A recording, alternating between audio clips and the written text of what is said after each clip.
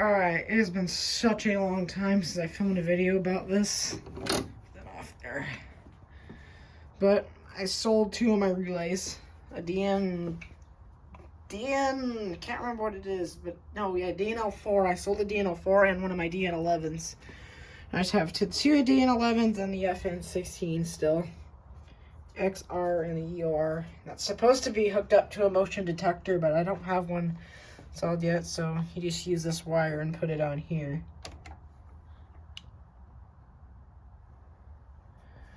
So, there's a dog over there.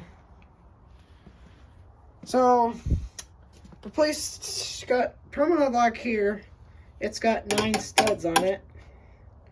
So can we do a gate back later on, and I got my 3 for my lights, my 2 for my bells.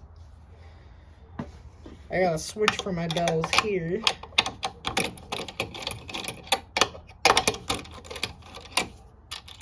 It's one of this type. It's closed because I'm running my bells. Bells are still outside. I actually sold one of them. I sold my General Signals Type 1.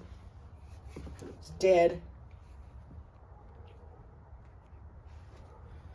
But then, smooth the power box up here, because in the summer when the sprinklers are on, it kind of sprays and I don't want that getting wet. So I put it up here and it's plugged into this outlet. Another one of them I wired off this switch.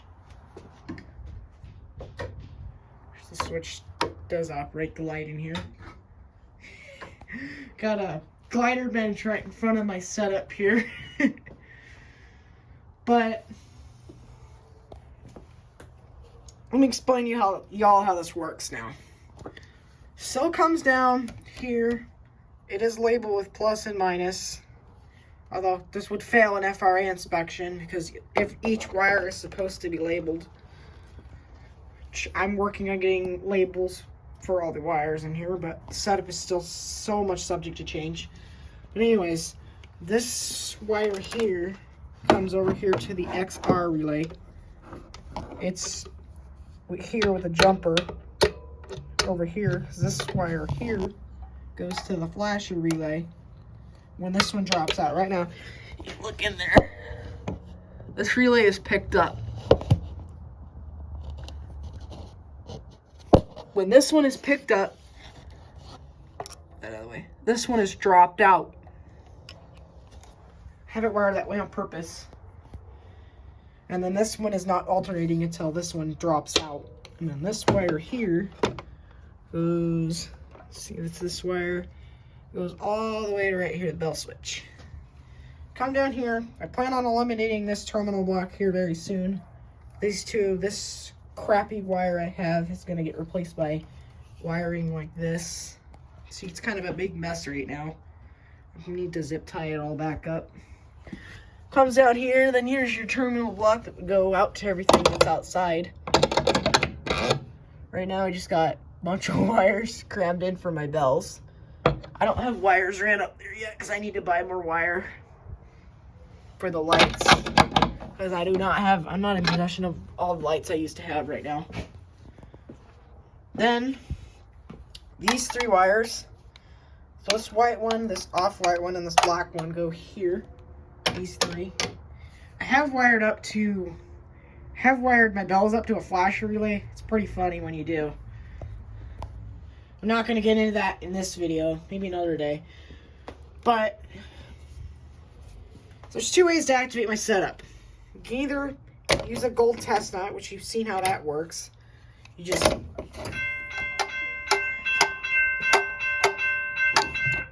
do like that, or you don't have a wrench. You can just come in here, put this wire on here until I get a motion detector set up outside. It's going to be like this.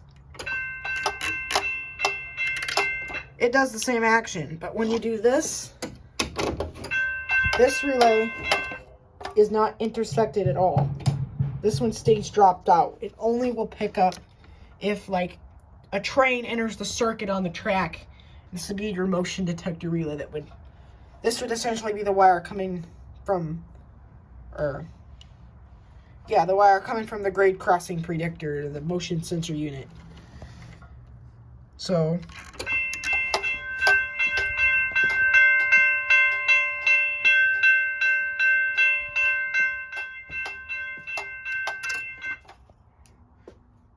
dog came to say hi. But anyways, what I'm trying to get at is, okay, first of all, this bell out here is not hooked up. The GS Type 3 isn't hooked up. I'm gonna hook it up. Alright, it's now hooked up, so next time I do that, that one's gonna ring. But I'll also let you watch the relay here after I show you that bell.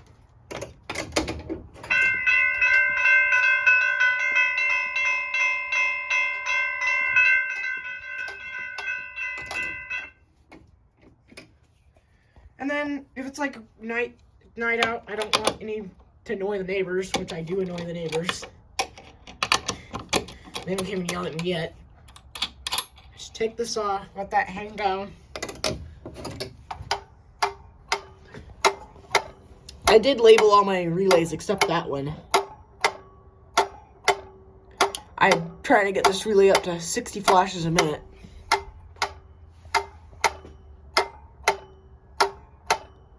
But anyways, I'll let you watch the relay here.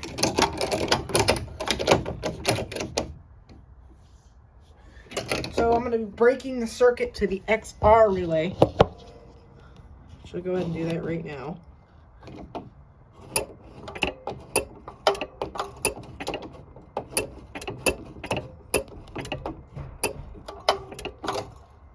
I have these two jumpered together because you saw a little spark down there.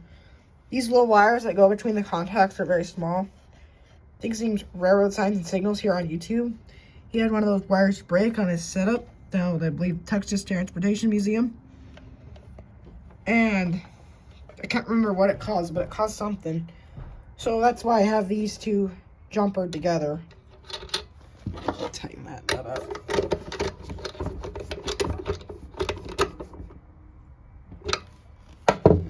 I got plenty of space for future additions to my setup. I'm trying to get batteries. Which means I'm gonna need a DN22P relay, battery charger, and batteries, and then a lot of wire.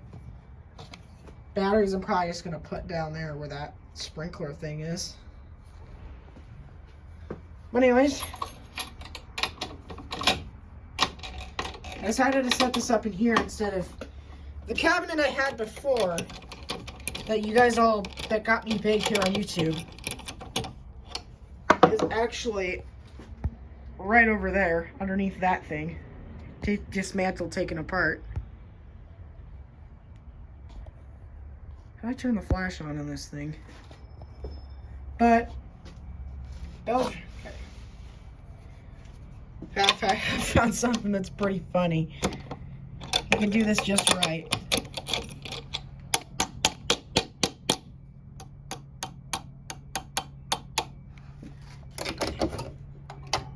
That's connected right now. And it's not ringing. You wanna know why? Look over at this. You can barely see it, but there's a little gap back there. And between the stud and the thing, which is making it not ring.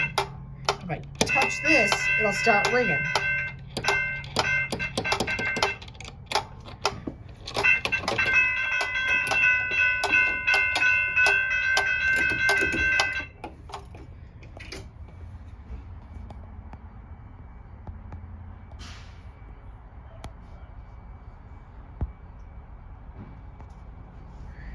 Camera lighting screwing up on this camera. This is my phone.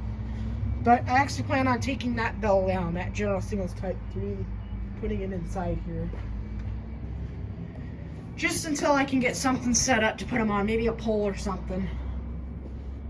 Not trying to aim for signal quite yet.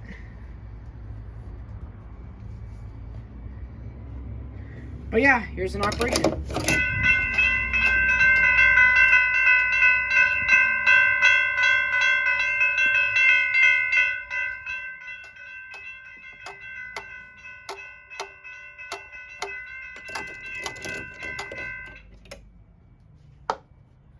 And I usually just leave this right here. Anyways, thank you for watching.